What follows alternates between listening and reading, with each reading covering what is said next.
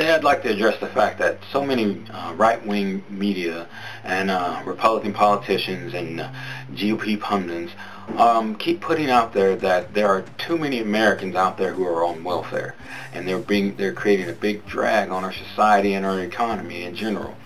The problem that I have with that philosophy and that belief is that these people that they're claiming are on welfare and these people that they're claiming aren't paying taxes, the reason that they're on welfare and the reason they're not paying taxes is because they're poor. When you're poor and you don't make any money, you can't pay the taxes. So that argument should fall on deaf ears as far as America is concerned, especially the way that the rest of the country is falling down right now. But for some reason, these people's arguments are giving credence. And for some reason, that the news stations that put that kind of crap on the airwaves are allowed to stay in business. And they stay in business because people actually watch those channels and actually believe those things. But let's actually look at the way life is in America right now. As far as being on welfare, I think some of the biggest welfare recipients in this country are corporations such as banks and other financial institutions and auto companies. Those are the ones that got the biggest bailouts. Those are the ones that got the biggest welfare system going on in this country. And they keep getting bailouts, and it looks like they're about to get another bailout, according to what Mr. Bernanke said the other day, because the economy is not picking up with the plans that they've made to stimulate the economy.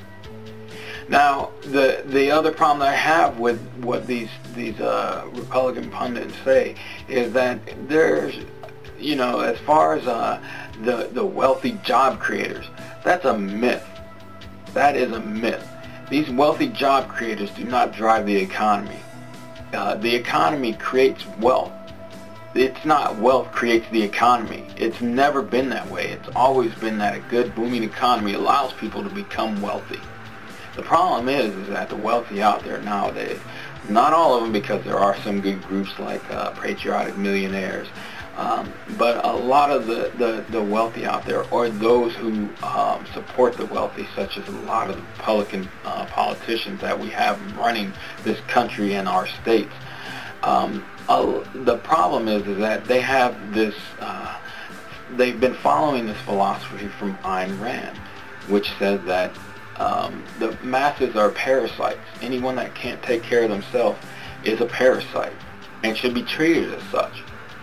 That just is the wrong philosophy to have for a leader. How can these people be sitting out there calling themselves leaders of the free world when all they want to do is crush those who don't have what they have? All they want to do is let those who do not have, let them die by the wayside. And this is not even something that they try to hide. It's not even something that they try to cover anymore. It's almost as if something's coming around the corner. Now, I remember it from this movie, 2012.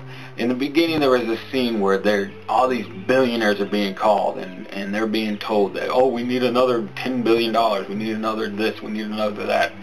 And, at that stage in the movie, you don't know what it's for. But what it ends up turning out to be is that they basically need all this money to build these big giant arcs that are going to go out there and protect the wealthy, because the tectonic plates are about to shift and the whole entire planet is about to flood. So everybody needs to go on these giant arcs that wants to survive. And the only ones that can get on the arcs are the wealthy. Now, I don't necessarily say that I believe the Mayan calendar that says it's going to end, I think it's like December 24th or something like that, or December 21st, 2012. But if there are any bill collectors out there that are willing to wait till December 24th or 25th, please, by all means, wait until then, and I will get your money on that date, on the 25th.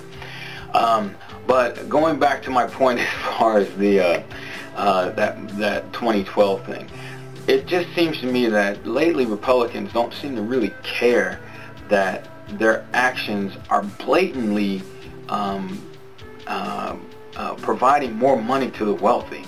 they don't seem to care. It's like in the past, over the past 20, 30 years, they've been like kind of secretive about the things that they've done. I mean, you've got that group ALEC out there, that now you have ALECexposed.org, that basically is pointing out the fact that, you know, you have state legislators that are basically presenting legislation to their states that has been written by corporations and put forth by corporate representatives. And when you have something like that, of course, those bills and those that get turned into law are meant to help corporations make more money.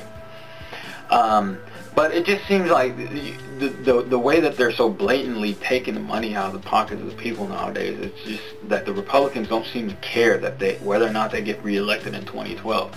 They seem to be saying like, look, screw it, we don't care. And, you know, sometimes I think about it, I laugh about it, but I think, well, maybe the reason they don't care is that they are building these giant arcs and they need all the money they can get. So they'll take all the money they can, and they don't care if we know that they're taking the money, because in a year's time from now, or a year's time from December 21st, everybody that isn't in the know as far as what's going on with 2012 is going to be dead anyway.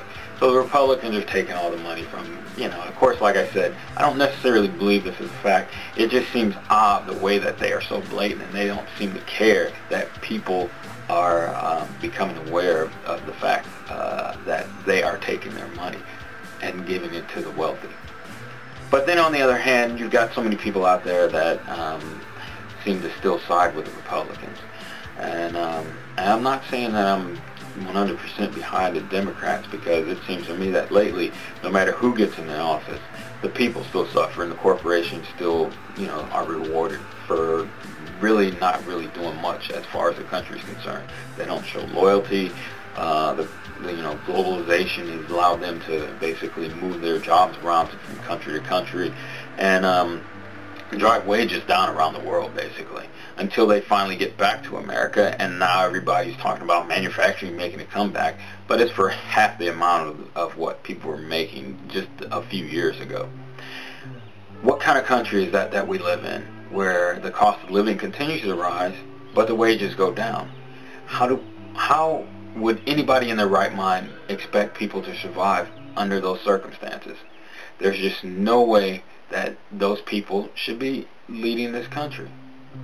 The philosopher that they follow, Ayn Rand, she basically said that people were parasites.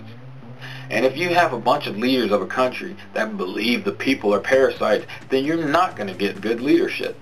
And this isn't something that I'm making up. These are things that these people tout themselves. You got Paul Ryan, he says he makes his staff read Ayn Rand's book, Atlas Shrugged, because he believes in her philosophy. Go online, look it up on Google. He actually says that he thinks that if she was around, she could lead this country to prosperity, which is ridiculous. There's no way that you can accumulate all the money to the top.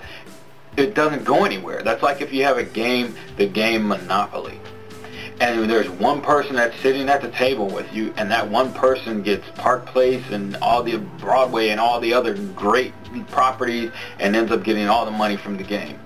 Once that happens, the other players can no longer contribute to the game. So the game is basically over, and you just walk away from it.